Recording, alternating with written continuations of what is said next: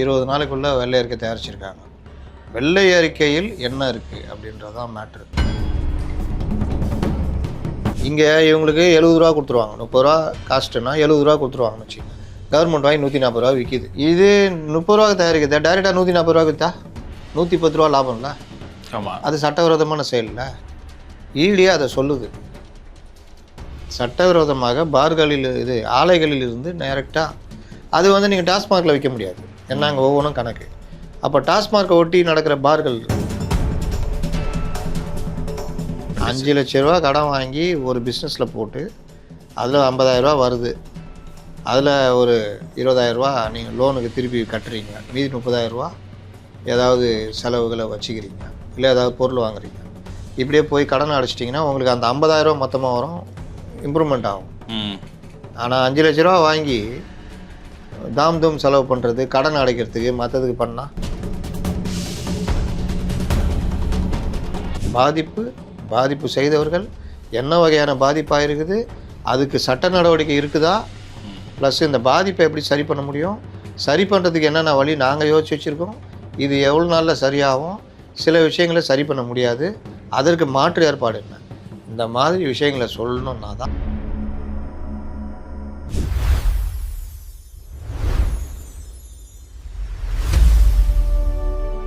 மைக்கேம் நேயர்களுக்கு அன்பு வணக்கம்.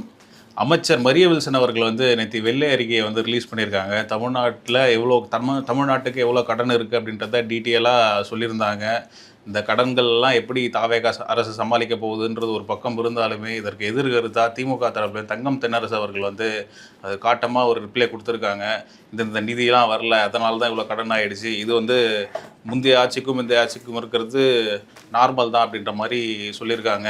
கருத்து ஏற்புடையதாக இருக்கா என்பது பற்றியும் விஜயபாஸ்கர் அவர்கள் அவரோட ராஜினாமா பண்ணியிருக்காங்க. ராஜினாமாவை ஏற்றிருக்காரு சபாநாயகர் அவர்கள். அதை சார்ந்து இருக்கக்கூடிய விஷயங்கள், தாவேகா ஆட்சி கவிழப்போகுது அப்படின்ற செய்தி வருது. இது எந்த அளவுக்கு உண்மை, இது உண்மையா என்பதை பற்றி இன்றைக்கி இதை சார்ந்து இருக்கக்கூடிய விஷயங்களை பற்றி தான் இன்றைக்கி விவாதிக்க இருக்கோம். வீடியோவை ஸ்கிப் பண்ணாமல் லாஸ்ட் வரையும் பாருங்கள். வாங்க வீடியோக்குள்ளே போகலாம். வணக்கம் சார். வணக்கம் சார். நேற்று நிதியமைச்சர் வெள்ளை அறிக்கை ரிலீஸ் பண்ணாங்க, தமிழ்நாட்டோட நிதிநிலை அறிக்கை அப்படின்ட்டு. கடன் 13 லட்சம் கோடியாக இருக்குது அப்படின்னு சொல்லியிருக்காங்க. எப்படி தாவேகா அரசு சமாளிக்க போகுது? தாவேகா அரசு சமாளிக்கிறது அது ஏற்கனவே இருக்குது, சமாளிக்கிறாங்க, பிரச்சனை வச்சுக்கோங்க. வெள்ளை அறிக்கையை வைக்கிறேன்னு சொல்லி அவர்கள் ஆரம்பித்தது, இன்றைக்கி வெள்ளை அறிக்கையை கொடுத்துட்டாங்க, ரிலீஸ் பண்ணிட்டாங்க நேற்று. இதில் 20 நாளைக்குள்ளே வெள்ளை அறிக்கை தயாரிச்சிருக்காங்க. வெள்ளை அறிக்கையில் என்ன இருக்குது அப்படின்றதான் மேட்ரு. அதில் வருவாய் பற்றாக்குறை, மத்திய அரசுடையது, செலவினங்கள், கடன் வாங்குகிற தன்மை, இன்னும் பல விஷயங்கள் சொல்லியிருக்காங்க. எந்தெந்த துறையில் பாதிப்பு இருக்குது, இந்த மாதிரி விஷயங்கள்லாம். இதில் நான் எப்படி எதிர்பார்க்குறேன்னா, வெள்ளை அறிக்கையை வைக்கிறதுன்றது இருக்குது, இதுன்ற மேலோட்டமாக சொல்லிட்டாங்க. இது பலரும் பல நேரம் பதிவு பண்ணது தான். கூடுதலாக இந்த 3.5 லட்சம் கோடி பொதுத்துறை இது அது தனித்தனியாக வச்சுருந்தாலும் தனித்தனியாக இப்போ ஒன்றா ஆக்கி வச்ச மாதிரி காமிக்கிறாங்க. அதுக்கு பின்னாடி வருவோம். இப்போது ஒரு கம்பெனியே நடக்குது, அதில் ஆடிட்டர்னு போட்டிருப்பாங்க. ஆடிட்டிங் என்ன பண்ணோன்னா, இந்த மாதிரி வாரம் கூட்டம் போடுறோம், கூட்டத்துக்கு 10,000 ரூபா செலவுங்க, ஒரு மாதத்துக்கு 4 கூட்டம், 52 வாரம், 10,000 × 52 இவ்வளோ செலவு. சரிங்க, என்னென்ன பண்ணீங்க? முந்திரி பருப்பு வாங்கணும், இது வாங்கணும், அது வாங்கணும், ரைட்டு. அப்புறம் காரு, ஒரு 5 காரு முந்திரி பருப்பு வாங்குறதுக்கும் இது வாங்குறதுக்கும் போச்சு, அதுக்கான பில்லு. நடுவில் பிஸ்தா பருப்பு இல்லைன்னு சொல்லிட்டு ஒரு காரை தனியாக அமுச்சு வாங்க விட்டோம். இப்படிலாம் போட்டு ஆடிட்டர் பார்ப்பார், எல்லாம் கரெக்டு கணக்கு. பிஸ்தா பருப்பு பில்லு காமிங்க, கரெக்டு, ரைட்டு. இந்த வண்டி தானே போய்க்குது, ரைட்டு, அவ்வளோதான். இதுதான் இன்டர்னல் ஆடிட்டிங். ஆனால் இன்டர்னல் ஆடிட்டிங்கு எத்தனை பேர் கலந்துக்கிட்டாங்க கூட்டத்தில்? 3 பேர். 3 பேருக்கு 10,000 ரூபாவா?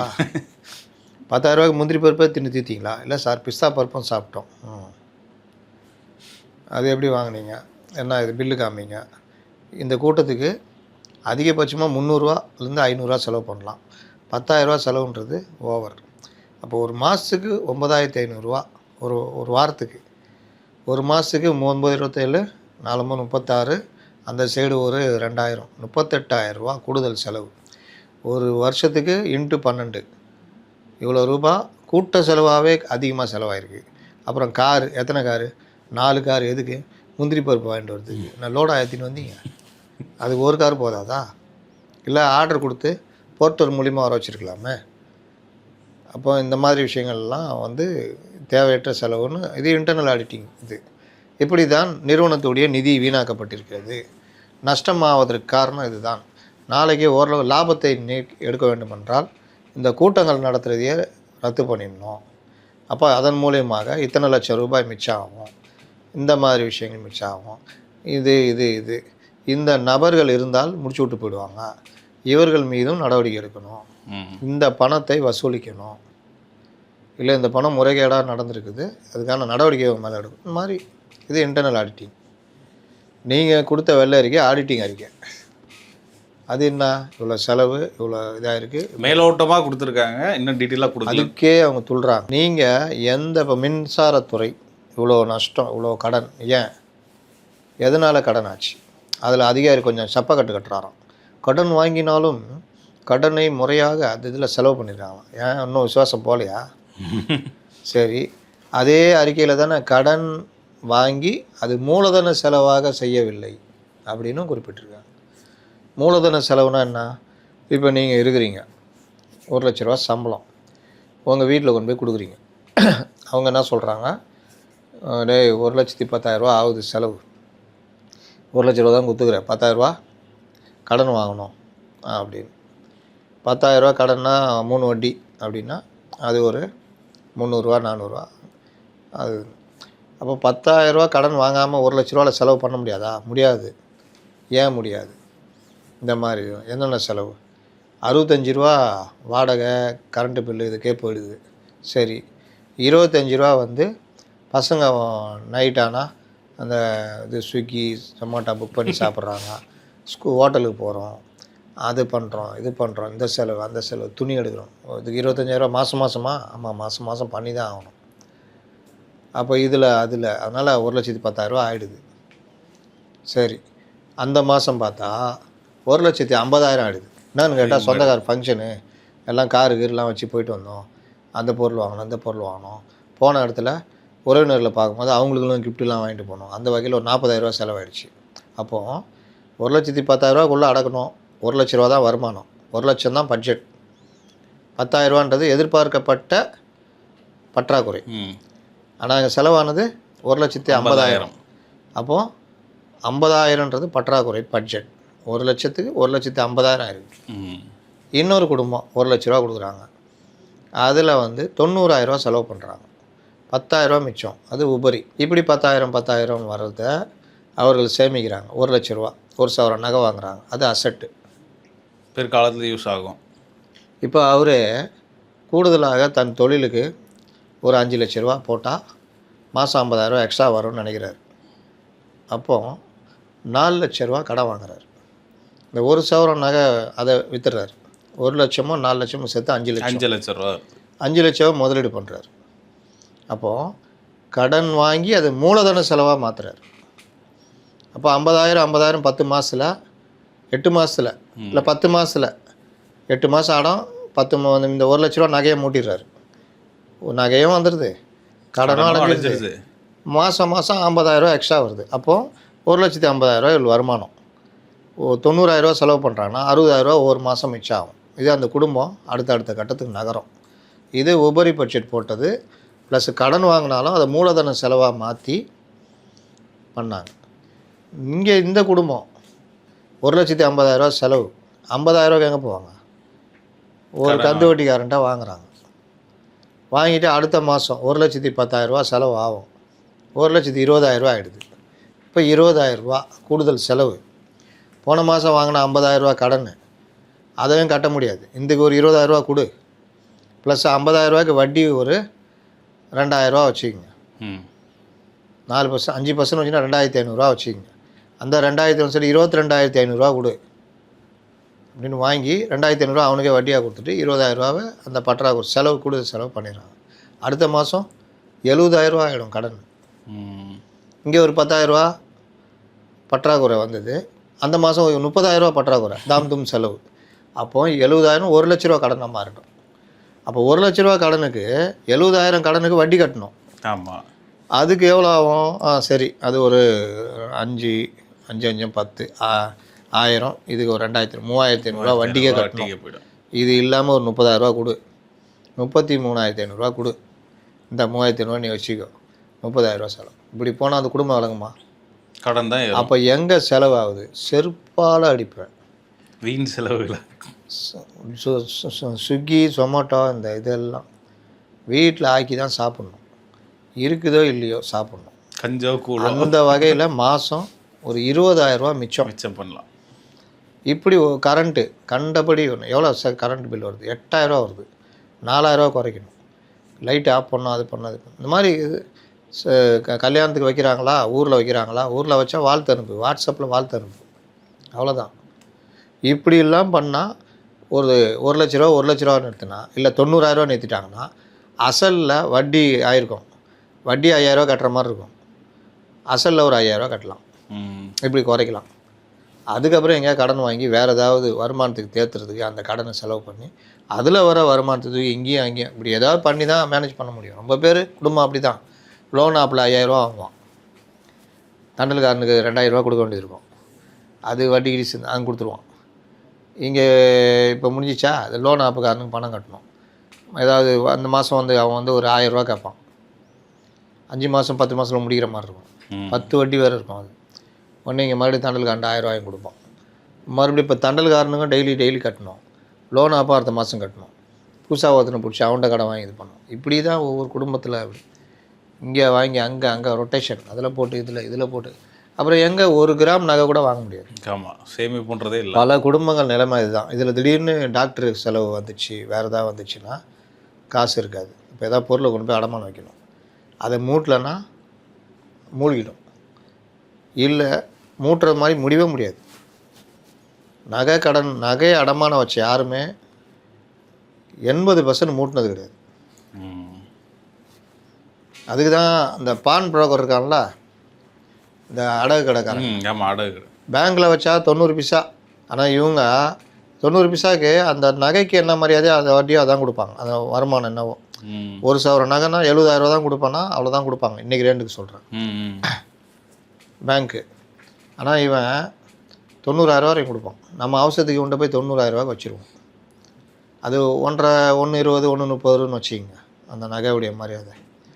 ஆனால் 90,000 கொடுத்துருவான். நெருக்கி கேட்டால் ஒரு 5,000. என்னம்மா நீ இப்படி பண்ணுற, தொல்லை பண்ணுற, அப்படி இனி கரெக்டாக இருக்கணும், அப்படி இப்படின்னு இதை மீட்ட முடியுமா? முடிய முடியாது. அப்படியே போயிடும். வட்டின்னா 2.5% 3% வட்டி. மாதம் நீங்கள் ஒரு 5 மாதம் 3,000 கட்டி வருவீங்க, அதுவும் பூட்ட கேஸ். அதுக்கப்புறம் இந்த மாதிரி தானே ஒரு கவர்மெண்ட்டாக நடக்குது. இப்போது இதை எல்லாத்தையும் தடுக்கிற வேலை, இந்த லீக்கேஜை சரி பண்ணுற வேலையை இந்த அரசு செய்யணும். அப்போ எங்கே தப்பு நடந்திருக்கு, தப்பை யார் பண்ணால், எப்படிலாம் தப்பு நடந்திருக்கு, நான் சொன்னால இன்டர்னல் ஆடிட்டிங் அந்த மாதிரி எப்படிலாம் தப்பு நடந்திருக்கு, எப்படிலாம் மக்களுடைய வரி பணம் வீணடிக்கப்படுது, எப்படியெல்லாம் புதிய செலவுகளை உருவாக்கியிருக்காங்க, எந்தெந்த துறைகளெல்லாம் எனக்கு என்னென்னு பண்ணியிருக்காங்க, இது எல்லாவற்றையும் தோல் உரிச்சு காட்டணும். இன்னொன்று, இதை எப்படி மாற்ற முடியும், இந்த மாதிரி சில விஷயங்கள் பண்ணால் இதை சரி பண்ணலாம். அதுவும் ஒரே நாளில் நடந்துடாது. இப்படிலாம் பண்ணணும். இப்படி பாதிப்பு செய்தவர்கள் என்ன வகையான பாதிப்பாக இருக்குது, அதுக்கு சட்ட நடவடிக்கை இருக்குதா, ப்ளஸ் இந்த பாதிப்பை எப்படி சரி பண்ண முடியும், சரி பண்ணுறதுக்கு என்னென்ன வழி நாங்கள் யோசிச்சு வச்சுருக்கோம், இது எவ்வளோ நாளில் சரியாகும், சில விஷயங்களை சரி பண்ண முடியாது, அதற்கு மாற்று ஏற்பாடு என்ன, இந்த மாதிரி விஷயங்களை சொல்லணுன்னா தான் வெள்ளை அறிக்கை முழுமையடையும்.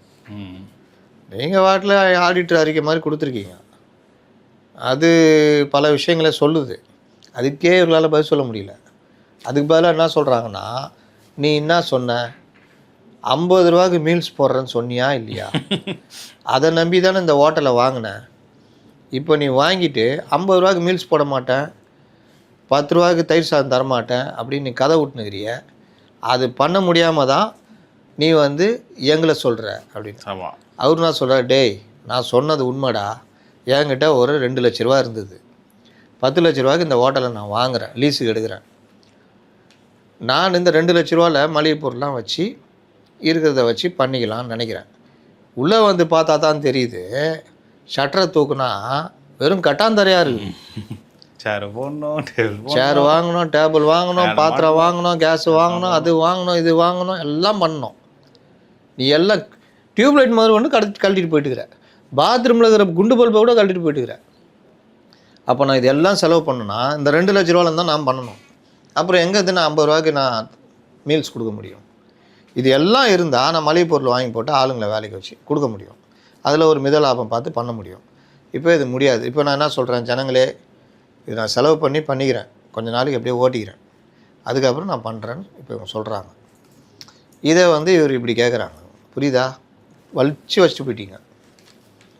அப்போ இவர்களுக்கு கடன் வாங்குகிற பர்சன்டேஜ் கூட 25%ன்றது ஒரு கௌரவமான நிலைப்பாடு. நீங்கள் என்னப்பா பரவாயில்ல, ஓரளவுக்கு கடன் இருக்குது, அதனால் பிஸ்னஸ் பண்ணுறதுனால சமாளிச்சிக்குவாங்க அப்படின்னா பரவாயில்லன்னு. தலையை மூழ்கிற அளவு கடன் இருக்குது, பிஸ்னஸ்லேயும் ஒன்றும் வருமானம் இல்லைன்னா உங்களை யார் மதிப்பா? அதான் நான் யோசிப்பேன், ஐயோ அது மூழ்கிற கப்பல்ப்பா அப்படின்னு. அப்போது 25% வரைக்கும் நல்ல இதுன்னா 17% வாங்கி வச்சுக்கிறாங்க குஜராத் மாடல். 19% இவங்க கர்நாடகா.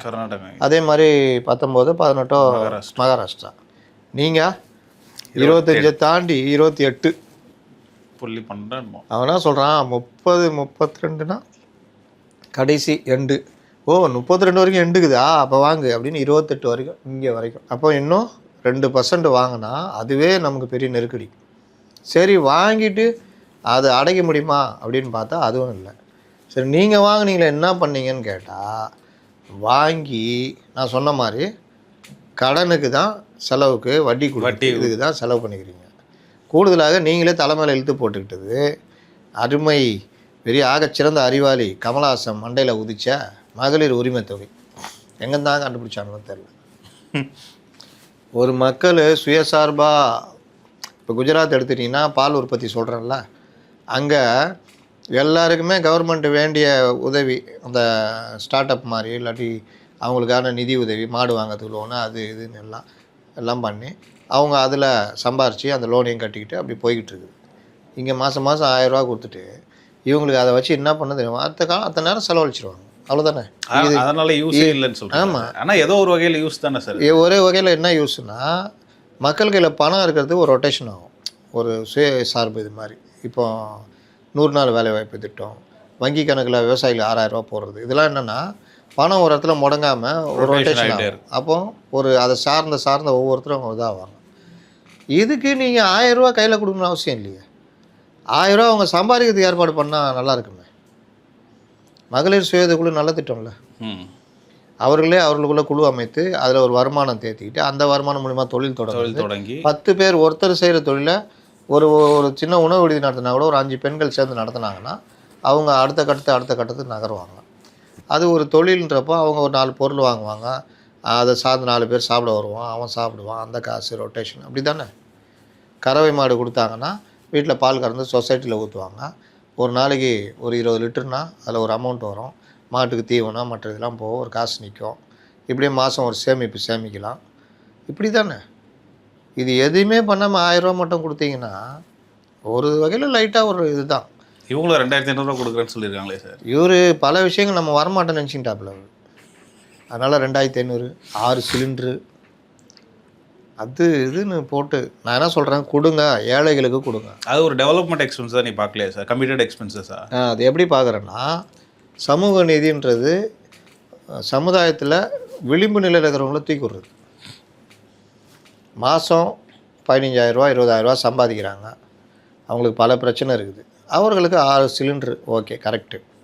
மாதம் 1000 ரூபா வேறு மாதிரி கொடுக்கணுன்ற, சரி கொடுக்குறீங்க 1000 ரூபா கரெக்டு. அந்த வீட்டு பிள்ளைங்களுக்கு கல்வி செலவுக்கு 1000 ரூபா கிடைக்குது கரெக்டு. அதுங்க எதாவது நோட் புக்கு, ஜாமெட்ரி பாக்ஸ் எதாவது வாங்கிக்கும்.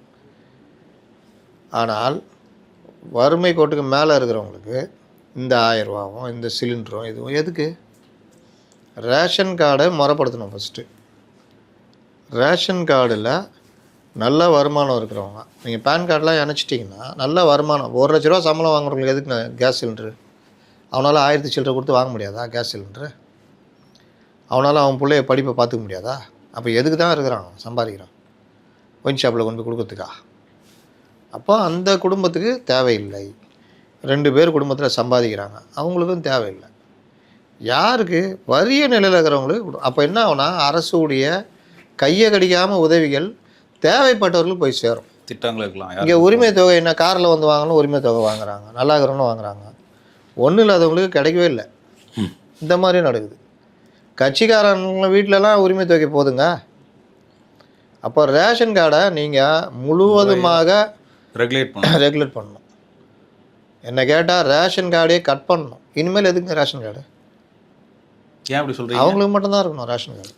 ஓகே, ரேஷன் கார்டுனா அவங்களுக்கு மட்டும்தான் இருக்கணும். யார் ஏழைகளோ, யார் விளிம்பு அவங்களுக்கு மட்டும்தான் இருக்கணும். மற்றவங்களாம் கட் பண்ணிட்டு வெறும் ஒரு ஐடி கொடுத்துருங்க. ஐடி தான் இப்போ ஆதார் இருக்குல்ல. முன்ன தான் ரேஷன் கார்டு இருந்தால் ரேஷன் கார்டில் இருக்கிறது பேர், வயசு, இருப்பிட முகவரி. இப்போ தான் ஆதார் வந்துச்சுல்ல. எதுக்கு ரேஷன் கார்டு? இந்த பொங்கலுக்கு இதெல்லாம் எனக்கு உட்பட வருதுங்க. பொங்கலுக்கு 4000 ரூபா வாங்கி நான் செலவு பண்ணுறதில்ல, யாருக்காவது இல்லாதவங்க கொடுத்துட்றேன். ஏன் அதை கூட செய்கிறோம்? விட்டா கணக்கு எழுதிடுவாங்க, அவன் பாக்கெட்டில் போட்டு போயிடுவான். அதுக்கு போய் வாங்கி ஆமாம் யாருக்காக கொடுத்துட்றோம். நம்ம செலக்ட் பண்ணி வச்சுருக்கோம், யாருக்காக கொடுத்துட்றோம். அப்போது இப்போது இலவச வேஷ்டி சேலை இருக்குது வீட்டில். அப்படியே யார் கொடுக்கலான்னு சில பேர் தப்பாக நினச்சிக்குவாங்க. நானும் இலவச வேட்டி சேலை வாங்கணும், அதனாலே கம்முனுக்குது. அந்த மாதிரி இருக்குது. அப்போது இது ஏன்? இது வீண் தானே. கண்டிப்பாக. நான் டேக்ஸ் கட்டுற இடத்துல இருக்கேன், எனக்கே ஒன்றும் கொடுக்குறீங்க. நான் 1000 ரூபா அப்பீல் பண்ணியிருந்தால் எனக்கும் கிடச்சிருக்கும் போல் 1000 ரூபா என் வீட்டில் அப்ளை பண்ணியிருந்தாங்கன்னா. அப்போ இந்த லட்சணத்தில் தான் இருக்குது. இதெல்லாம் லீக்கேஜ். இந்த மாதிரி விஷயங்கள் ப்ளஸ்ஸு மின்சாரம், போக்குவரத்தில் பேருந்து இருக்குது. பேருந்து அரசு பேருந்துனால தான் பராமரிப்பு, அதுக்கு பணிமனை, மற்ற விஷயங்கள், அது இதுன்னு செலவு. உங்கள்கிட்ட பர்மிட் ரூட்டு மட்டும் நீங்கள் வச்சுருக்கீங்க, ரூட்டுக்கான பர்மிட் போடுங்க. தேவைப்பட்ட தனியார்களில் குறைந்த விலையில் நீங்கள் ஓட்டுற ஆளுங்களுக்கு டிக்கெட்டு நீங்கள் நிர்ணயம் பண்ணுங்கள். சர்வீஸ் கரெக்டாக இருக்கிறதுக்கு செக் பண்ணுறதுக்கு ஆளை போடுங்க. சர்வீஸ் பண்ணிட்டோம், அதே சர்வீஸை பண்ணிட்டோம், தனியார் பண்ணுவான். அப்போது மற்ற விஷயங்கள்லாம் அவன் பார்த்துக்குவான். அரசுக்கு ஒரு குறிப்பிட்ட வருமானம் போக்குவரத்து அதுலேருந்து வந்துகிட்டே இருக்கும். அதை கண்காணிக்கிற வேலை, சரி பண்ணுற வேலையை பண்ணலாம். இதில் தனியார்கள்ன்றப்போ தனித்தனி நபர்கள் இந்த மாதிரி எல்லா ரூட்டுமே கொடுக்காம அரசு சேவை செய்கிற ரூட்டுலாம் இருக்கும். அதெல்லாம் வச்சுக்கிட்டு முழுவதும் இல்லாமல் சில இடங்களில் அவுட் சோர்சிங்கு, சில இதில் அந்த மாதிரிலாம் பண்ணால் அந்த செலவுகளை குறைக்க முடியும். மின்சார பேருந்து தேவையான இடங்கள்லாம் மின்சார பேருந்து அது உங்களுக்கு பயங்கரமாக செலவு குறைக்குது. அது ஏன் தனியார்? மத்திய அரசு மின்சார பேருந்தை ஊக்குவிச்சு அவனே தரானே, நீங்கள் அது தனியார்கிட்ட எடுத்தீங்க. ஏன்னா கொடுக்குறவர் எல்லாம் தான். அவங்க எந்த அளவுக்கு போயிட்டாங்க, அந்த பேருந்துகளுக்கு பணிமனை கூட நம்ம கவர்மெண்ட்டு பணிமனையை தூக்கி கொடுத்துட்டாங்க. 5 ஏக்கர் 10 ஏக்கர் இருக்கிற பணிமனையை இலவசமாக தாரை வார்த்தார்கள் தனியாருக்கு. அதை இந்த தோழமை சுட்டு தோழர்கள் யாருமே கண்டுக்கவே இல்லை. தெரியுது அவங்கள எப்படி வச்சுருந்தாங்கன்னு. கண்டுக்காமல் இருக்குது என்னென்ன பண்ணியிருப்பாங்கன்னு தெரியாது. இப்படி போனதெல்லாம் சரி பண்ணணும். ஆம்னி பஸ்ஸு, ப்ரைவேட் பஸ்ஸுக்கு ஈக்குவலாக கொண்டு வாங்க கவர்மெண்ட் பஸ்ஸை. ஏன் அங்கே போகிறான் பாருங்கள், இங்கே போயிட்டு தான் அங்கே போவோம். ஆவின்னு 98,000 கோடி அங்கே குஜராத்தில், இங்கே 8,000 கோடி. அட்லீஸ்ட் ஒரு 30,000 கோடி ஆக்குங்க ஆவின்னு. இந்த மாதிரி பல துறைகளில் இதெல்லாம் பண்ணுறதுக்கு குறைந்தது 3-4 வருஷம் ஆகும். இல்லை நம்ம கீர்த்தனை மாதிரி 6,000 கோடி ரூபாய்க்கு பட்டாசு மட்டும் விற்பனை இதை பிடிச்சிட்டு வரணும். மொத்த கொள்முதல 400 கோடியா யூரோப் கண்ட்ரி. இவங்க மட்டும் 6,000 கோடிக்கு ஆர்டர் எடுத்துருக்காங்க. பார்க்கத்தானே போகிறோம் ஆர்டரை. இந்த மாதிரி ரீல்ஸ் ஓட்டியே அரசு கெட்ட பேர் வாங்கி தரும். சரி, இந்த லூப் ஹோல்ஸ் எல்லாம் அடைக்கிறது மூலியமாகவே 20,000 கோடி பொருள் ஈட்டலாம் அப்படின்னு சொல்லியிருக்காரு. 20,000 கோடியா? இல்லை, அவர் என்ன சொல்லியிருக்காரு அப்படின்னா, இந்த லஞ்சம் டாஸ்மாக்கு நாளைக்கு வேணால் நான் அது டீட்டெயில்ஸ் தரேன். இடி சொன்னது டாஸ்மாகில் விற்கிற சரக்குக்கு இணையான சரக்கு ப்ரைவேட் பார்களில் ஆலைகளிலிருந்து நேரடியாக சப்ளை ஆகுது. அப்படின்னா என்ன அர்த்தம்னா, 140 ரூபா ஒரு பாட்டிலுக்கு டாஸ்மாகில் நிர்ணயம் பண்ணி அந்த ஆலைகள் யார்? பெரும் ஏழைகள். ஜெகத் ரட்சகன், அவங்க சசிகலா, இந்த மாதிரி பல அரசியல்வாதிகள் சம்மந்தமான ஆலைகள் தான் கான்ட்ராக்ட் கொடுக்குறாங்க. அப்போ அவர்கள்லேருந்து வருது. அதில் அந்த ஆலைகளில் சப்ளை ஆகிறதுல 140 ரூபானா கவர்மெண்ட்டு 70 ரூபாய்க்கோ 80 ரூபாய்க்கோ 70 ரூபாய்க்கோ நம்ம வாங்கினா அவங்க 30 ரூபாய்க்கு தயாரிப்பாங்க. அதுக்கு அந்த ஃபுட் சேஃப்டி இது டெஸ்ட்டு உண்டா அது உண்டாலாம் தெரியாது, இருக்குதான்னு எனக்கு தெரியாதுன்றேன். அப்போ அந்த இதெல்லாம் கொண்டு வந்து சப்ளை பண்ணுவாங்க. அது நேரடியாக பாட்டில் ஆகி ஒவ்வொரு பாட்டிலுக்கும் கவுண்டிங்கு, ஒவ்வொரு பாட்டிலுக்கும் கோடு எல்லாம் வந்து சப்ளை ஆகும். ஒரு பாட்டில் கூட நீங்கள் தனியாக வெளியே விற்கக்கூடாது, சட்டவிரோதம், கைது பண்ணலாம். ஆனால் அப்போ அவங்க ஆலை நிர்வாகம் இவ்வளோ ரேட்டுக்கு இவ்வளோன்னு டெண்டர் எடுத்து அதை போட்டு பண்ணிகிட்ருக்காங்க. அதே அளவுக்கு இவங்க அது இப்போ கவர்மெண்ட்டுக்கு அவங்க கொடுக்குற அமௌண்ட்டை விட கம்மியாக தானே தயாரிக்கிறாங்க அவங்களுக்கு. அப்போ 30 ரூபாய்க்கு தயாரிக்கிறத இவர்கள் தனியாக வெளியில் டைரெக்டாக 140 ரூபாய்க்கு விற்கலாம். இங்கே இவங்களுக்கு 70 ரூபா கொடுத்துருவாங்க. 30 ரூபா காஸ்ட்டுன்னா 70 ரூபா கொடுத்துருவாங்கன்னு வச்சுக்கோங்க. கவர்மெண்ட் வாங்கி 140 ரூபா விற்கிது. இது 30 ரூபாய்க்கு தயாரிக்கிறத டைரெக்டாக 140 ரூபா விற்றா 110 ரூபா லாபம்ல. ஆமாம், அது சட்டவிரோதமான செயலில் ஈடியே அதை சொல்லுது. சட்டவிரோதமாக பார்களில் இது ஆலைகளில் இருந்து டைரெக்டாக அது வந்து நீங்கள் டாஸ்மார்க்கில் விற்க முடியாது. ஏன்னா அங்கே ஒவ்வொன்றும் கணக்கு. அப்போ டாஸ்மார்க்கை ஒட்டி நடக்கிற பார்கள் இருக்குல்ல, எஃப்எல் 2 பார், அந்த பார், இந்த பார், அவங்களுக்கு சப்ளை பண்ண அவனுக்கு லாபம் தானே. அவனுக்கு வந்து இப்போ டாஸ்மார்க்கு 140 ரூபாய்க்கே கொடுக்கும். இவங்க 100 ரூபா கொடுத்தா 40 ரூபா ஒரு பாட்டில் லாபம்ல. அவன் அதை 200 விற்பான் பாரில் விற்கிறதுனால. அப்போது இப்படி வந்து மக்கள்கிட்ட அந்த பணம், அரசாங்கத்துக்கு வர வேண்டிய பணம் சுரண்டப்படுது அப்படின்னு நான் சொல்ல, அமலாக்கத்துறை சொல்லியிருக்குது. அந்த இதை தேடி எடுத்து நாளைக்கு இன்னும் கொஞ்சம் கூட விரிவாக பேசுவோம். இப்படி இருக்கிற லூப் ஹோலெல்லாம் அடைச்சிங்கன்னா யோசிச்சு பாருங்கள் எவ்வளோ வரும்னு. இது எல்லாம் நாங்கள் பண்ணணுமா நீங்கள் பண்ணணுமான்னு சண்டைக்கு வருவாங்க. அந்த சண்டைக்கு சட்டசபையில் பாயிண்ட்டாக அடித்து ஆதாரபூர்வமாக அடிக்கிறதுக்கு ரெடி ஆகணும். ஆவாங்களா எனக்கு தெரியாது. நாளைக்கு பார்ப்போம் சார். நாளைக்கு இல்லை, நாளைக்கு சும்மா பாத்தியா போயிட்டு அந்த அலுவல் ஆய்வுக்குழு கூட்டம் நடத்திட்டு கிளம்பிடுவாங்க. நாளையில் அந்த வரும் காலங்கள். சரி சார், இதுக்கு முன்னாடி 3 நிதிநிலை இதோட சேர்த்து 3 நிதிநிலை அறிக்கை, வெள்ளை அறிக்கை வந்து ரிலீஸ் ஆகிருக்கு. அதெல்லாம் பார்த்தீங்கன்னா இப்போ 2001 ஜெயலலிதா அவர் ரிலீஸ் பண்ணப்போ 10 வருஷத்துக்கான நிதிநிலை வெள்ளை அறிக்கை ரிலீஸ் பண்ணாங்க. அதேமாதிரி திமுக ரிலீஸ் பண்ண 15 வருஷத்துக்கான வெள்ளை அறிக்கை ரிலீஸ் பண்ணாங்க. இவங்க மட்டும் 5 வருஷத்துக்கான அறிக்கை மட்டும் தான் ரிலீஸ் பண்ணுறாங்களே அப்படின்னு. அதுக்கு முந்தின 10 வருஷம் லைட்டாக முட்டு சேர்ந்து கூட்டு போனது. 15 வருஷம் இன்னும் கொஞ்சம் லைட்டாக.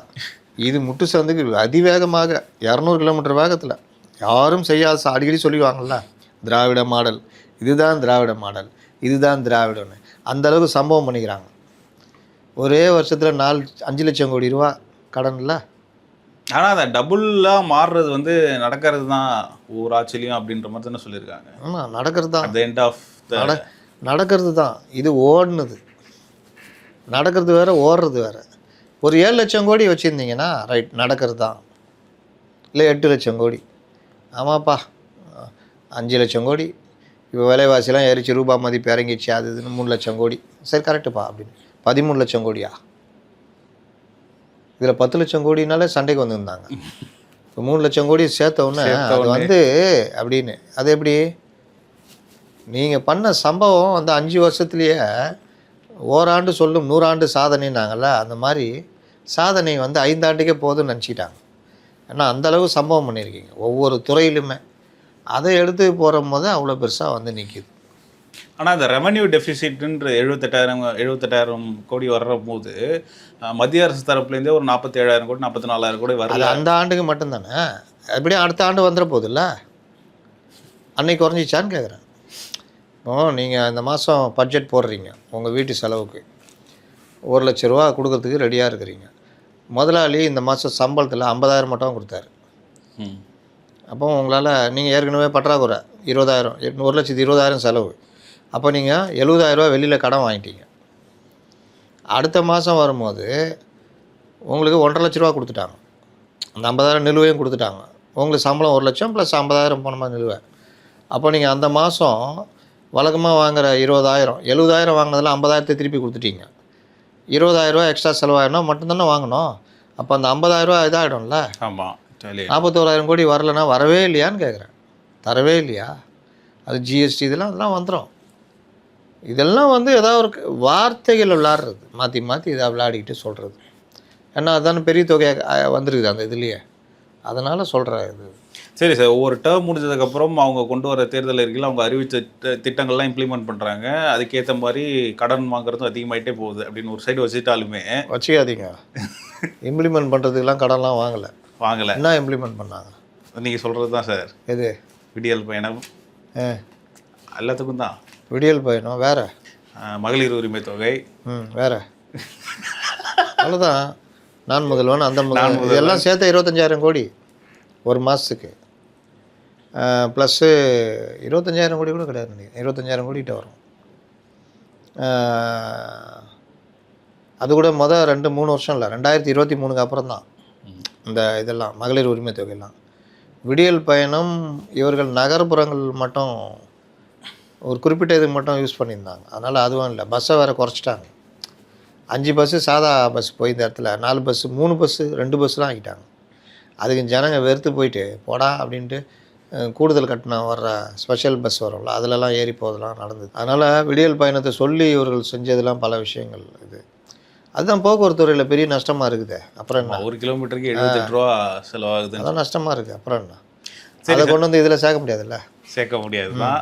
சரி, இந்த சூழலில் ஒன்று கடனை வந்து குறைக்கணும், அது ஒரு சைடு இருந்தாலுமே தாவேக்கா அறிவித்த திட்டங்களை இம்ப்ளிமெண்ட் பண்ணணும் அப்படின்ற ஒரு நிர்பந்தமும் வருது இல்லை. அவங்க அறிவித்த நீங்கள் சொன்ன மாதிரி அதான் அவர் நாள் பதவியேற்ற உடனே சொல்லிட்டாருங்க, எனக்கு ஆசை, உங்களுக்கு செய்வேன், நான் ஏமாற்ற மாட்டேன். ஆனால் இப்போ இருக்கிற இதில் எல்லாருமே அதானே சார் சொல்கிறாங்க பதவிக்கு வந்ததுக்கப்புறம். இவங்க சொல்லவே இல்லையா அந்த மாதிரி? திமுக சொல்லலை. அவங்க அதை பற்றியே பேசலையே, உரிமை தொகை பற்றியே பேசலையே. வந்தவொடனே பால் விலையை 2 ரூபா குறைச்சாரு, நீட்டுக்கு எதிராக கையெழுத்து போடுறேன்னாரு, அதில் நிப்பு உடஞ்சிச்சு. மற்றபடி வேறு எதுவும் பண்ணல. அப்படி இப்படின்னு ஊட்டிட்டு போயிட்டார். பெட்ரோல் விலை மட்டும் கொஞ்சம் பிரச்சனை நெருக்கடி வரும்போது எப்போவோ அதோட 2 ரூபா குறைச்சார், அவ்வளோதான். அதுலேயும் டீசல் விலை குறைக்கல. அதனால் 525 வாக்குறுதியில் ஒரு 40-50 வாக்குறுதி கூட இது பண்ணலையே அவர்.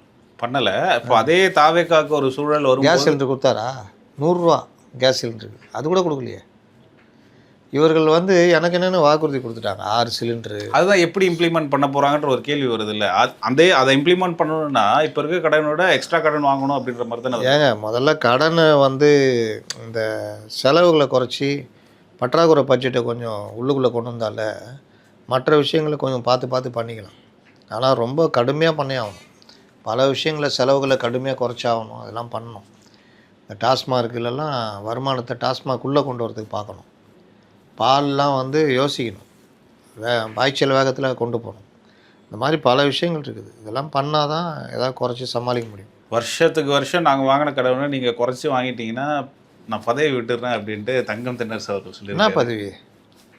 கேட்குறேன் உங்கள்கிட்ட. எம்எல்ஏ பதவி ராஜினாமா பண்ணிட்டு தாவேக்கால சேர்ந்துடுறேன், அங்கே எம்எல்ஏ ஆகிறீங்களான்னு கேட்பார். அப்புறமா இவர் பதவி விடுறதுனால நாட்டுக்கு அப்படியே வெயில் இன்னும் 108 டிகிரின்றது அப்படியே குளிர்ந்து 22 டிகிரி ஆகிடும். சரி சார், அவரோட எக்ஸ்ப்ளனேஷன் எப்படி சார் பார்க்குறீங்க? பல விஷயங்கள் சொல்லியிருந்தாரு, இந்த லூப் ஹோல்ஸ் இருக்குது, இதெல்லாம் கொடுக்கல அப்படின்னு நிறையா இந்த ஒரு டேட்டா டிரைவன் ரிப்போர்ட் மாதிரி நிறையா சொல்லியிருந்தாரு. எப்படி பார்க்குறீங்க அதை? யார்?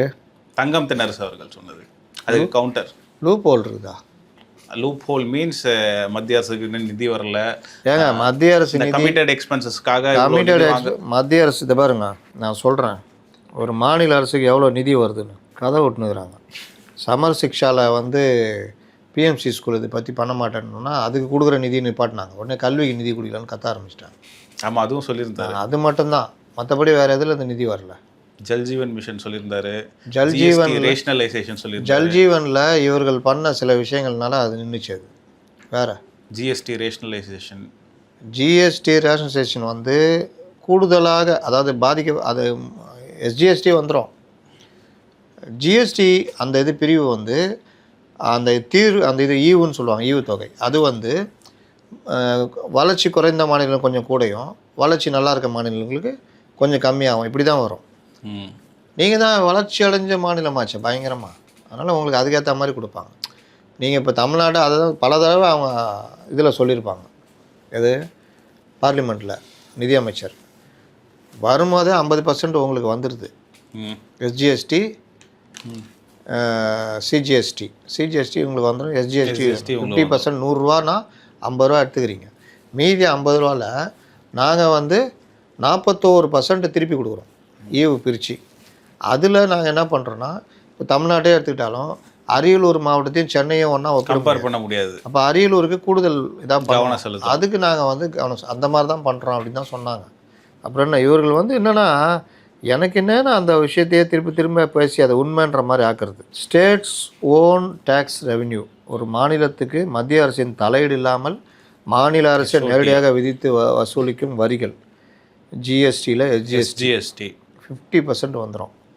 எக்ஸைஸ் டியூட்டி வரும்னு நினைக்கிறேன். மதுபானங்கள் மீதான கலால் வரி, எக்ஸைஸ் டியூட்டி. இது வந்து நம்ம எவ்வளோக்கு எவ்வளோ அந்த நுகர்வோருடைய கன்சியூமேஷன் பொறுத்து ஆல்கஹாலு இந்த மாதிரி இது அதெல்லாம். ஏன்னா இது ஜிஎஸ்டியில் கிடையாது சரக்கு. ஆமாம். அதனால் மாநில அரசுட்டே இருக்குது ஏற்றிட்டே போகிறாங்க பண்ணுறாங்க. பெட்ரோல் மற்றும் டீசல் மீதான வாட் வரி அதையும் ஜிஎஸ்டியில் கொண்டு வரல. அந்த வாட் வரி கிட்டத்தட்ட 1 லிட்டருக்கு 30 ரூபா 35 ரூபா வரைக்கும் விதிக்கிறாங்க. பெட்ரோலு டீசல் இது எல்லாமே. இது இந்த வரி முத்திரை கட்டணம் மற்றும் பதிவுத்துறை வருவாய், நிலம் வீடு சொத்து அதெல்லாம் இஷ்டத்துக்கு ஏற்றி நீங்கள் என்னென்ன பண்ணீங்கன்னு தெரியும் போன கவர்மெண்ட்டில். Vehicle tax, motor vehicle tax, நில வருவாய் மற்றும் விவசாய வருமானம், விவசாய நிலம் மீதான சில குறிப்பிட்ட நில பயன்பாடுகள் மீது விதிக்கப்படும் சிறிய அளவிலான வரிகள். அப்புறம் மத்திய அரசிடம் இருந்து பெறப்படும் நிதி பகிர்வு, இதுதான் டிவால்யூஷன் ஆஃப் சென்ட்ரல் டேக்ஸஸ். இது வந்து ஜிஎஸ்டியில் வருமான வரி, கார்ப்பரேட் வரி, இதில் வந்து ஒரு குறிப்பிட்ட பகுதியை மாநிலங்களுக்கு பிரித்து கொடுக்குறாங்க. இதில் மத்திய அரசுடைய மாநிலங்கள் பங்கு எப்படி வருதுன்னா, அந்த ஃபினான்ஸ் கமிஷன் பரிந்துரைப்படி வரி வருவாயில் ஒரு குறிப்பிட்ட பர்சன்டேஜ், அது 41% சொன்னாலும் அது அனைத்து மாநிலங்களுக்கும் தகுதிகளின் அடிப்படையில் பிரித்து கொடுக்குறாங்க. அதில் சில மாற்றாந்தாய் மனப்பான்மைலாம் இருக்கும். இதுக்கு தான் போய் நீங்கள் இதிலெல்லாம் பேசணும். நிதி ஆயோக்கு இதில் பேசணும், ஃப்ரெண்ட்லியாக மூவ் பண்ணி வாங்கணும், இந்த மாதிரிலாம் இருக்குது. ஒருங்கிணைந்த ஜிஎஸ்டி ஐஜிஎஸ்டி பகிர்வு, ஒரு மாநிலத்திலேருந்து இப்போ கனிம வளத்தை இங்கேருந்து எடுத்துகிட்டு போகிறாங்க. இப்போ சொன்னார்ல 50% போடுறாங்க, அது 200% ஆக்குன்றார்ல. அந்த மாதிரி இந்த ஸ்டேட் விட்டு ஸ்டேட் போகிறதுக்கு ஐஜிஎஸ்டி போட்டு அந்த வருவாய் வருது. இது இல்லாமல் ஓன் டேக்ஸு, அதுனாது பொதுத்துறை நிறுவனங்களுடைய லாபம். இப்போ எங்கே அது இருக்குது? இபி, போக்குவரத்து, ஆவின், அது இதுன்னு இருக்குல்ல, அதெல்லாம் வர லாபம். அதை எவ்வளோ நல்லா பண்ணுறீங்களோ லாபம் வரப்போகுது. இது வருவாய் தானே.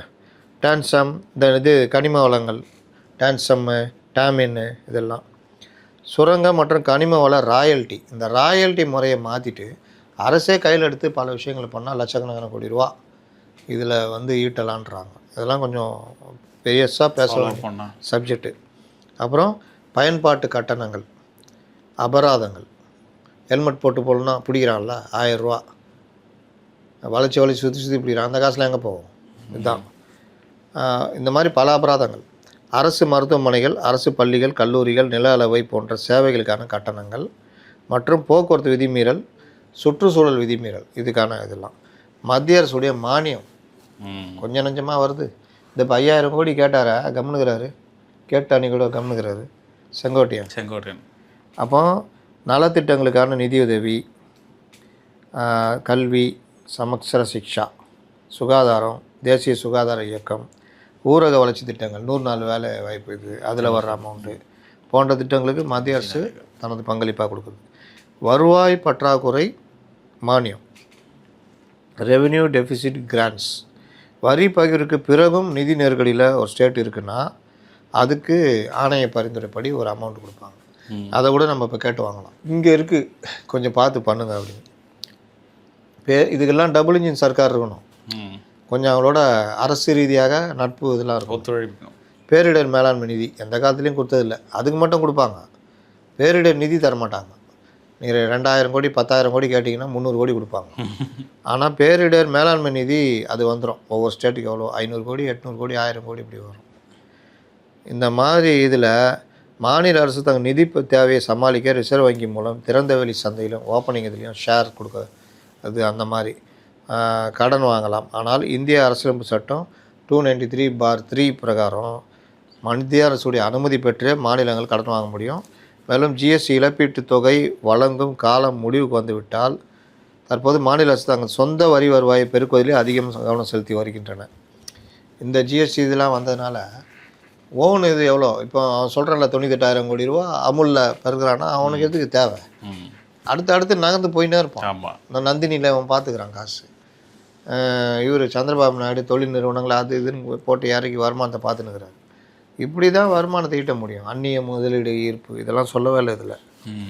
அந்நிய முதலீடு ஈர்ப்பில் தொழில் நிறுவனங்கள் மூலிமா கிடைக்கிற வருமானம் இதெல்லாம் இப்படிலாம் நீங்கள் வருமானம் தேற்றணும். இதெல்லாம் பண்ணலை. இப்போ மேற் சொன்ன இதில் மத்திய அரசுடைய இது எங்கேயாவது வருதா? இல்லை. இவர்கள் சொன்ன கதை பேய் கதையெல்லாம் இன்னும் நம்பிக்கிட்டு இருக்கிறாங்க எல்லாருமே. கடன் டூல் ஆஃப் ஃபினான்ஸ். கடனை வாங்கி எதுக்கு செலவு பண்ணுறோம் அப்படின்றதுல தான் இருக்குது. கடனை வாங்கி நீங்கள் பார்த்தீங்கன்னா அது வந்து மூலதன செலவாக பண்ணணும்.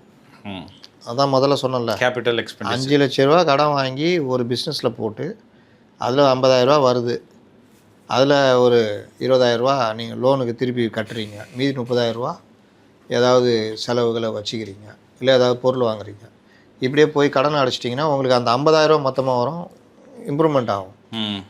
ஆனால் 5 லட்ச ரூபா வாங்கி தூம் செலவு பண்ணுறது, கடன் அடைக்கிறதுக்கு மற்றதுக்கு பண்ணால் ஃப்ரெண்டை கூப்பிட்றது, என்ன மச்சான் கஷ்டமாகறியா அந்த ஒரு 50,000 வச்சுக்கோ, இவரே எங்கள் டப்பா டான்ஸ் ஆடினு இருக்கோம். அந்த மாதிரி இந்த விஷயங்கள்லாம் வந்து அது என்ன சொல்கிறாங்க, அரசாங்கத்தின் நிதி நிர்வாகத்தில் மிக முக்கியமான 2 கூறுகளை ஒப்பிட்டு மாநிலத்தின் தற்போதைய பொருளாதார நெருக்கடியை இந்த வரிகள் சுட்டி காட்டுகின்றன. எது? மூலதன செலவீனம், கேபிட்டல் எக்ஸ்பெண்டிச்சர், கேபெக்ஸ் என்றால் என்ன? அரசாங்கம் செய்யும் செலவுகளில் நீண்டகால சொத்துக்களை உருவாக்கும் முதலீடுகள் மூலதன செலவு எனப்படும். நீங்கள் உபரி பட்ஜெட் போட்டு அதில் வர வருமானம், கடன் வாங்குறீங்க, இதெல்லாம் வச்சு பாலம் கட்டுறது, ஹாஸ்பிட்டல் கட்டுறது, பள்ளிக்கூடங்கள் கட்டுறது, இது எல்லாமே இந்த மூலதன செலவு அதோடும்.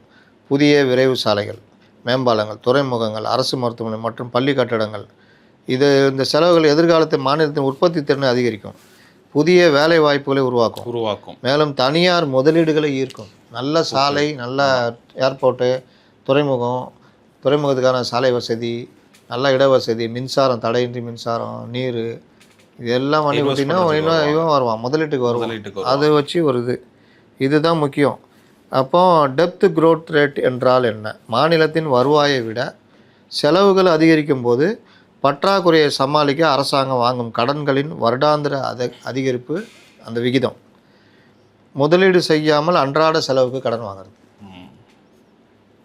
வீட்டு செலவு கடன் வாங்குறது. ஒரு ஆரோக்கியமான பொருளாதாரத்தில் அரசாங்கம் வாங்கும் கடன் பெரும்பாலும் மூலதன செலவுகளுக்காக சொத்துக்களை உருவாக்க, அதாவது பாலம் கட்டுறது அதுன்னு மட்டுமே பயன்படுத்த வேண்டும். இன்றைக்கி உத்தரப்பிரதேசம் அதை பண்ணிகிட்டு இருக்குது. இவங்க இங்கே உட்காந்து கேவலமாக அதை பேசிகிட்டு இருக்கிறாங்க. பீகார் பண்ணுறான், குஜராத்து பண்ணுறான், மகாராஷ்டிரா பண்ணுறான்.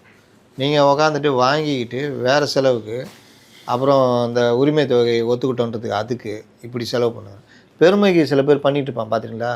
வீட்டில் ஒன்றுமே இருக்காது, சொந்தக்காரன் கடன் கல்யாணம் 1 சவரம் மோதிரம் வைக்கணும்னு நான் வைக்கணும், இல்லாட்டி எனக்கு மரியாதை இல்லை, அது சம்பாரிச்சு வைக்கினா ஏன்? அப்போ என் அப்பாலாம் இது பண்ணார்ல அப்படின்னு வீட்டில் இருக்கிற நகையை கொண்டு போய் வச்சு கிழிவுலாம் போவேன். அதில் ஒரு மோதிரத்தை செஞ்சு அதுக்கு செய்கூலி சேதாரம்லாம் போவேன். அதாவது 2 லட்ச ரூபா செலவு பண்ணி 1 சவரம் மோதிரத்தை வாங்கி போய் வைப்பான். எந்த இது வீட்டில் இருக்கிற நகையை இந்த பெருமைக்கு பண்ணுறதுக்கு இல்லை. அந்த மாதிரி தான் அது சொல்கிறாங்க. என்ன சொல்கிறாங்க? மூலதன செலவின் வளர்ச்சி 8.3% தான், கடன் வளர்ச்சி 14.3%. கடன் தான் ஏறின் போது இன்ஃப்ராஸ்ட்ரக்சர் 8.3 தான் இருக்குது. இந்த மாநிலம் எப்படி முன்னேறும்? இந்தியாவிலேயே நம்பர் 1 முதல்வராக உயர்ந்து விட்டார். சொத்துக்கள் உருவாகும் வேகத்தை விட அரசாங்கம் வாங்கும் கடன்களின் அளவு மிக அதிவேகமாக ஏறத்தாழ இரட்டிப்பு வேகத்தில் வளர்ந்து வருகிறது. இதன் மூலம் புதிதாக வாங்கப்படும் கடன்கள் புதிய சொத்துக்களை உருவாக்க பயன்படவில்லை என்பது தெளிவாகிறது. மாறாக அவை அரசாங்கத்தின் அன்றாட செலவுகளுக்கு ரெவன்யூ எக்ஸ்பெண்டிச்சர் பயன்படுத்தப்படுகின்றன. அரசாங்கத்தின் அன்றாட செலவுகள் எவை? வருவாய் வரவுகளை தாண்டி அரசாங்கம் வாங்கும் கடன்கள் எங்கே செல்கின்றன என்பதை அறிக்கை சொல்லுது. என்ன சொல்லுது? கமிட்டட் எக்ஸ்பெண்டிச்சர், அரசு ஊழியர்கள் சம்பளம், ஓய்வூதியங்கள், பென்ஷன், கடந்த கால கடன்களுக்கான வட்டி, இவை மட்டுமே 64%. இதுக்கு கடன் வாங்கியும் செலவு பண்ணனா அப்புறம் என்ன தான் இது மொத்த வருவாயில் 64% விழுங்கி விடுகிறது. புதிய வருவாய் ஆதாரங்களை உருவாக்காமல் ஆண்டுக்கு 25,000 கோடி ரூபாய் வரை கூடுதல் செலவு வைக்கும் பல்வேறு இலவச மற்றும் சமூக பாதுகாப்பு திட்டங்களை அறிமுகப்படுத்தியது. பொதுத்துறை நிறுவனங்களின் இழப்பு மின்வாரியம் போக்குவரத்து கழகங்கள் நஷ்டத்தை ஈடுகட்ட அரசு கடன் வாங்கி நிதி வழங்க வேண்டி உள்ளது. அதுங்கள்லேருந்து காசு வரும்னு பார்த்தா ஒரு பையனை படிக்க வச்சு அவனை ஒரு வயசுக்கு அப்புறம் வேலைக்கு போய் சம்பாரித்து வீட்டுக்கு கொடுப்பான்னு பார்த்தா அவன் வேலைக்கே போகாமல் பைக்கு வாங்கி கொடு, அதை வாங்கி கொடு, மாதம் 10,000 ரூபா இது கொடு, செல்ஃபோன் வாங்கி கொடு, ஆப்பிள் ஃபோன் வாங்கி கொடுன்னு சம்பாதியத்தில் அவனுக்கே செலவு பண்ணியிருந்தா அந்த குடும்பம் தேருமா? அந்த மாதிரி தான் இந்த போக்குவரத்து கழகம், எலக்ட்ரிசிட்டி போர்டு, இந்த ஆவினு இவனு மற்ற இதெல்லாம் வந்து இவங்க நஷ்டத்தை ஈடுகட்ட அரசாங்கமே கடனை வாங்கி அதுக்கு கொடுக்குது. இது வந்து டெப்ட் ட்ராப் அப்படின்றாங்க. இது பொருளாதார ஆபத்து, பெரிய பொருளாதார ஆபத்து. வட்டி சுமை இதனால் அதிகரிக்கும். அன்றாட செலவுக்காக கடன் வாங்கும்போது அது எந்த புதிய வருவாயையும் தராது. எல்லா முதலீடு பண்ணால் தானே வருவாய் வரும். ஆனால் அடுத்த ஆண்டு அதற்கான வட்டி கூடிவிடும். இதுதான் நான் இப்போ விரிவாக சொல்லியிருந்தேன் சம்பளத்தோடு ஒப்பிட்டு. 2025-26 வட்டி கட்ட மட்டுமே 67,000 கோடி ரூபா. வருவாய் பற்றாக்குறை, ரெவென்யூ டெபிசிட் வந்து அன்றாட வீட்டு செலவுக்கு கடன் வாங்கும் ஒரு குடும்பத்தின் நிலைமைக்கு அரசாங்கம் தள்ளப்படுகிறது. இதனால் தமிழ்நாட்டின் வருவாய் பற்றாக்குறை வரலாற்றில் இல்லாத உச்சமாக 78,324 கோடி ரூபாய் எட்டியுள்ளது. 40,000 கோடி ரூபா இருந்தது இந்த கவர்மெண்ட் ஸ்டார்ட் பண்ணும்போது நினைக்கிறேன். இது வந்து என்னென்னா சிசர்ஸ் எஃபெக்ட் அப்படின்றாங்க. ஒரு புறம் உள்கட்டமைப்பு பெருகலை, இன்னொரு பக்கம் வருவாய் தளம் வந்து சுருங்குது, ஒன்று மேலே குறைஞ்சிட்டே போகுது. மறுபுறம் சமூக பாதுகாப்பு செலவுகளும் வட்டி சுமையும் விரிவடைஞ்சிட்டே போகுது. சமூக பாதுகாப்பு செலவுன்றது என்னது? மகளிர் உரிமை தொகை, வீட்டில் போனால் அது இதுன்னு இந்த செலவு கட்டாயம் பண்ணி ஆகணும். இன்னொரு பக்கம் வட்டிக்கான செலவு. அப்புறம் உங்களுக்கு என்ன தான் அது? இந்த இரண்டு முனைகளும் கத்தரிக்கோல் போல் மாநில பொருளாதாரத்தை நெருக்குகின்றன. சுருக்கமாக கூறினா மாநிலம் பொருளாதார ரீதியாக தற்சார்பு அடைவதற்கும் எதிர்கால தலைமுறைக்கு சொத்துக்களை சேர்த்து வைப்பதற்கும் பதிலாக முந்தைய கடன்களின் வட்டியை கட்டுவதற்கும் அன்றாட நிர்வாகத்தை ஓட்டுவதற்கு மட்டுமே புதிய கடன்களை பெற்று வருகிறது. வர்ற வருமானத்தை சமாளிக்கல, கூடுதலாக கடன் வேற வாங்குறாங்க. இதுக்கு வீட்டு செலவு. இது நீண்டகால அடிப்படையில் மாநிலத்தை கடுமையான கடன் வலைக்குள் தள்ளும் ஆபத்தை உணர்த்துகிறது. இதுதான் இன்னைக்கு பிரச்சனை. இதை இவர்கள் எப்படி சமாளிக்க போகிறார்கள்? நீங்கள் வந்து இவர்கள் கொடுக்குற அழுத்தம், இவர்கள் என்ன அரசியல் அழுத்தம் கொடுப்பாங்க. 2,500 கோடி ரூபா தரேன், நீ 2,500 ரூபா தரல, ஏன் தரலன்னு வாங்க. இவர் பயந்து போய் இல்லாட்டி ஏதோ நெருக்கடிக்காக கூடுதலாக இப்போ 1,000 ரூபாய்க்கே இந்த இதுக்கே 25,000 கோடினா அதுக்கு நான் 50,000 கோடி ஆகிடும். அப்போ அந்த மாதிரி உண்மையை மக்கள்கிட்ட சொல்லி என் கூட ஒத்துழைங்க, மாநிலத்தை கொண்டு போவோம். இப்படிலாம் இருக்குது. இதை தான் கொண்டு போனோம். நீ கத்திக்கிட்டு கடை, நீ வாட்டில் என்னவா கற்று, எனக்கு என்ன, உண்மையை விலகி பேசணும்.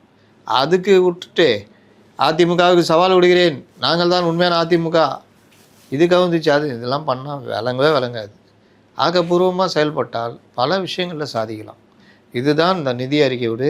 இன்னும் நாளைக்கு அத்தனை நாள்லாம் கூட கொஞ்சம் அப்பப்போ வரதை பேசிக்கிட்டு இருக்கோம். ஏன்னா இது ஒரே நாளில் முடிகிற விஷயம் கிடையாது, போர் அடிச்சிடும் வேறு. கண்டிப்பாக. சரி சார், இப்போ தாவேக ஆட்சி கவிழ்க்க போகிறதா ஒரு செய்தி வருது, எந்த அளவுக்கு உண்மை அது?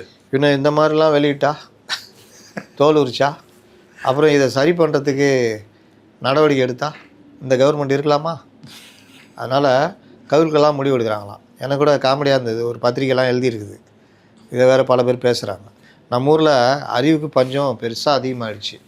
ஒரு விஷயம் எப்படி நடக்கும், ஏது நடக்கலாம், அதெல்லாம் கவுத்திடுவாங்க. எப்படி 10 பேர் தாவேக்காலேருந்து வந்துடுறாங்க. 10 பேர் எம்எல்ஏ சார்? ஆமாம், வேற என்ன அமைச்சரும் நினச்சேன் சார். அமைச்சரும் எம்எல்ஏ தான். ஓகே, புரியுது. என்ன இல்லை அவங்களாம் அந்தந்த கட்சியிலேருந்து அங்கே போய் சேர்ந்தவங்க. சரி, வந்துடுவாங்க. ஏன் வெளி கட்சியில் இருக்கிறவனே ராஜினாமா பண்ணிட்டு அங்கே போகிறான். எதுக்கு போகிறான்? அங்கே போய் சேர்ந்து இடைத்தேர்தல் வச்சா நம்மளே எம்எல்ஏன்னு ஜெயிச்சு ஆளுங்கட்சி எம்எல்ஏவாக இருக்கலான்னு. அப்போ ஆளுங்கட்சி எம்எல்ஏவாக இருக்கிறவன் வருவானா? தாவேகாக்காரன் எப்படியா வருவான்? இல்லை அவங்களாம் வேறு கட்சியிலேருந்துலாம் வந்து தாவேக்கால் நின்றவங்க. வேறு கட்சியில் வந்து நின்று எம்எல்ஏ ஆனா பிறகு அவன் நினச்சி பார்ப்பானா வெளியேறதுக்கு? இல்லை அவங்க வந்து பயங்கரமான ஆளுங்க. சரி, என்ன பண்ண போகிறாங்க? ஆட்சி எப்படி கவுக்க முடியும்? 6 மாதத்துக்கு நம்பிக்கையில்லா தீர்மானம் கொண்டு வர முடியாது. சரி, இல்லை அது வந்து சபாநாயகரை நம்பிக்கையில்லா தீர்மானம் கொண்டு வந்து அது தோற்கடிச்சு எப்படி தோற்க முடியும்? இப்போ இருக்கிறதுக்கு கிட்டத்தட்ட 122 கிட்ட இருக்காங்க. பிரச்சனை இல்லையே. இல்லை அதில் வந்து ஒரு 10 பேர் போயிட்டாங்கன்னா 112 ஆகிடும்ல. ஓ, 10 பேர் போயிட்டால் 112 ஆகிடும். ஆமாம் தான். எந்த 10 பேர்? அது அவங்க உள்ளே இருக்க போயிடுவாங்க. சரி போயிட்டாங்க, சபாநாயகரை தோக்கடிச்சிட்டாங்க. ரைட்டு. அந்த 10 பேர் தகுதி நீக்கம் ஆகிடுவான். அந்த 10 இடத்துல நிற்க வச்சு தாவேகா ஜெயிச்சிடும். இல்லை ஆட்சி கவுந்துடும். சபாநாயகருக்கு எதிராக தானே நம்பிக்கையில்லா தீர்மானம். ஆமாம், அப்புறம் எப்படி ஆட்சி கவரும்? இல்லை சபாநாயகர் நம்பிக்கையில்லா தீர்மானம் தோத்துட்டாலே ஆட்சி கவுந்துடும். யார் சொன்னா? இல்லை அது வந்து ஆர்டிகல் 29/3 கொண்டு வந்திருக்காங்க. ஆர்டிகல் 29/3 வந்து சபாநாயகர் நம்பிக்கையில்லா தீர்மானம் தோக்கடிச்சா சபாநாயகர் பதவி போவார், ஆட்சி எப்படி போகும்? அவன் எப்படி போட்டுக்கிறான் அந்த பத்திரிக்கை, இப்படி தான் போட்டுக்கிறான். ஆனால் உள்ள சின்னதாக சபாநாயகரை தோற்கடித்தால் சபாநாயகருக்கு மட்டும்தான் பிரச்சனை, ஆட்சியை ஒன்றும் பண்ண முடியாது அப்படின்னு போட்டுருக்காங்க. தெளிவாக போட்டிருக்காங்க. அதை பார்க்காம பெருசு பேய் கதை எழுதிட்டு இவ்வளோ ஒன்று போட்டுக்கிறான். உண்மையாக நம்ம ஆளுங்க இதை வச்சு உருட்டிக்கின்னு அதுக்கு பின்னாடி என்ன இருக்குது ஏது இருக்குது. சரிப்பா, 10 பேர் தூக்கிட்டீங்க, சபாநாயகரை தோக்கடிச்சிட்டிங்க, ஜெயஸ்ரீ பிரபாகர் தோற்று போயிட்டார். சரிங்க ஜெயஸ்ரீ பிரபாகர், நீங்கள் வந்து அமைச்சராகிடுங்க, நான் வேறு ஒருத்தர் சபாநாயகரை போட்டுறேன், வேலை முடிஞ்சுதா? 10 பேருக்கு பதிலாக தகுதி நீக்கம் போச்சா எம்எல்ஏ பதவி? அந்த 10ல் தாவேகா நின்று ஜெயிச்சிட போகுது. முடிஞ்சுதா? முடிஞ்சது. இப்போ யாருக்கு அது முடிஞ்சது? ஏதாவது மாற்றம் கொண்டு வர முடிஞ்சுதா? இல்லை. இதெல்லாம் யோசித்து இப்படி பண்ணுறாங்க. அந்த மாதிரிலாம் பண்ண முடியாதுங்க. இன்னொன்று சொல்கிறேன், இன்றைக்கி கணக்குக்கு 234னா 229, 229 பாதி 115, 115 பேர் இருந்தால் போதும். 229 நீங்கள் 228 ஏன் 6 ஆயிடுச்சுல்ல? இப்போ 4 பேர் தானேங்க. 4 பேர், விஜய் அவர்கள் சேர்த்து 5, இப்போ விஜயபாஸ்கர் 6. ஓ 6 அறிவிச்சிட்டாங்க. அப்போ 114 பேர் இருந்தால் போதும். அது ஒரு பெரிய விஷயமா சபாநாயகர் இதுக்கு? 10 பேர் வாங்கினா கூட 2 பேர் தானே பிரிச்சு இதாக போகிறான். அதுக்கு 2 பேர் ஏடிஎம்லேருந்து ஏப்பா போடு பார்த்துக்கலாம் தோனா அப்படின்னு. ஏன் மாற்றி மேலே 2 பேர் போட்டுற போகிறான்? அதுக்கு தான் மீட் பண்ணியிருக்காரோ சிஎம் சார். அவங்க கூட்டணிக்குள்ளே வர போகிறாங்க. அதுக்கு முன்னாடி சாமா வேதம் ஆனந்தம் மற்ற விஷயங்கள்லாம் பேசி முடிச்சு எல்லாம் பண்ணி, தம்பி உன்னை நம்பி தான் ராஜினாமா பண்ண வைக்கிறேன் தம்பி, கவுத்துறாத தம்பி, எங்கள் ஆளுங்களுக்கே கொடுக்கணும் தம்பி, பம்பரத்துலேயே கொடுக்கணும் தம்பி, பார்த்துக்கலாம் தம்பி, பார்த்துங்க, போர்வாளாக இருப்பேன், அங்கே இருந்த மாதிரியே இருப்பேன், ரைட்ண்ணா பார்த்துக்கலாண்ணா அப்படின்னு. அப்போது அவங்களுக்கு பிரச்சனையா? இல்லை. அதேமாரி பிரச்சனை வந்தால் தான் பிரச்சனை இருக்கா? அப்புறம் எங்கே இருந்து கவிழ்ப்பு, ஆட்சி கவிழ்ப்பு? இப்படித்தான் உருட்டி கொண்டு இருக்கிறார்கள். அதனால் இது மேட்ரே கிடையாது. இல்லை. சரி சார், அதிமுகலேருந்து இன்னொரு விக்கெட்டாக விஜயபாஸ்கர் அவர்கள் வந்து ராஜினாமா பண்ணியிருக்காங்க. சபாநாயகர் அறிவிச்சிட்டாரு 6வது இடம் காலி ஆயிடுச்சு அப்படின்ட்டு. தாவேகாவா திமுகவா சார்? தாவேகா சார் கேட்க முடிக்கிறதுக்குள்ளே சொல்லிட்டீங்க. அப்படி தான் சொல்கிறாங்க. அதனால் கூடாரம் காலி ஆயிடுச்சுன்னு திமுக பக்கம் போகிறதா சொல்லிட்டு இருந்தீங்க. ஹவுஸ்ஃபுல்லுன்னு அவர் முன்னாடியே ரிசர்வ் பண்ணி டிக்கெட் வாங்கி வச்சுருந்துருப்பாரு. ஹவுஸ்ஃபுல்லு டிக்கெட்டுக்குதியா? சரி வாங்க தனியாக போகிறாரா சார்? இன்னொரு விஜயபாஸ்கரோட கூப்பிட்டு போவார், சொல்ல முடியாது. இவர் சார் அவர் சிவி சண்முகம் அவர் தெரில, அப்படியே இருக்கார். திருச்செங்க சொர்க்கம் அப்படியே இருக்கார், வருவார், அப்படி வேறு ஏதாவது யோசிப்பார். என்னதான் சார் நினச்சிட்டு இருக்காங்க அதிமுக? போட்டுருவோர் போட்டுறட்டும், தூட்டுறட்டும்ன்ற மாதிரி ஏதோ போனால் போட்டோம் அப்படி இருக்கு. இந்த அறிக்கை சம்மந்தமாக, அதாவது இந்த வெள்ளை அறிக்கை சம்மந்தமாக எதுவுமே அறிக்கை விடலை, நான் பார்க்கல. நீங்கள் எதை பார்த்தீங்களா? கூட்டாளியை போய் திட்டுவாங்களாங்க? கூட்டாளியை திட்டுவாங்களா? கூட்டாளின்றது இது மூலிமா கன்ஃபார்ம் ஆகுது கொஞ்சம் கொஞ்சமாக. வேற என்ன, திட்டுங்க, அடிங்க. நாளைக்கு சட்டசபையில் திமுக எதிர்த்து அடிச்சா நீங்கள் திமுக அடிங்க, அதான் கரெக்டு. அடிக்கிறதுக்கு அதிமுகவில் ஆள் இருக்கணும்ல சார்? எடப்பாடி விட்டாலே இந்த அறிக்கையை முழுசையும் பேசிடுவாருங்க, பிரித்து பேஞ்சிடுவார். அவ்வளோ நாலேஜ் அவருக்கு. பேசுவாரா அல்லது திமுகவுடன் கூட்டாளி என்பதை நிரூபிப்பாரா?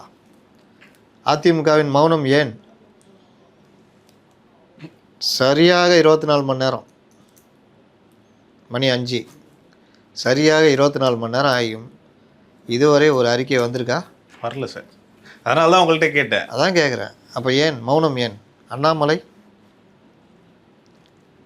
இவர் நம்ம அன்புமணி ராமதாஸ், டிடிவி வரல சார். ஏதோ கனெக்ட் ஆகுதே சார், எங்கேயோ கனெக்ட் ஆகுது.